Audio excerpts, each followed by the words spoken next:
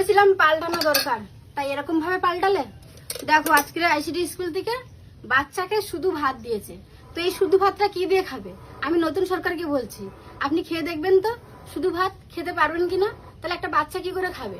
ডিমটাও বন্ধ, তাও ডালে আর চালে করে খিচুড়ি করে দিলে তাও একটা বাচ্চা খেতে পারে, আর এইভাবে কি করে খেতে পারে? বাবা, নতুন সরকারে আসার পরে কি এরকম পাল্টিয়ে গেল? পাল্টানো দরকার ছিল ঠিক আছে, কিন্তু এইভাবে পাল্টালো।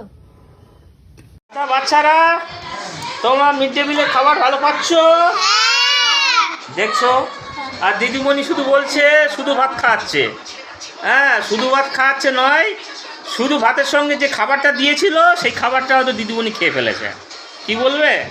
এখন বলছে আবার নতুন সরকারকে পাল্টে এনে আমরা ভুল করেছি। মোটেও নয়, শুভেন্দু অধিকারী যথেষ্ট ভালো খাবার দিচ্ছে।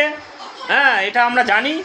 হ্যাঁ, এটা হচ্ছে পরিকল্পিতভাবে শুভেন্দু অধিকারীকে নাম খারাপ, বদনাম করার চেষ্টা করা হচ্ছে, তাই তো বাচ্চারা? দেখছো, এইসব বাচ্চারা পুষ্টিকর খাবার পাচ্ছে।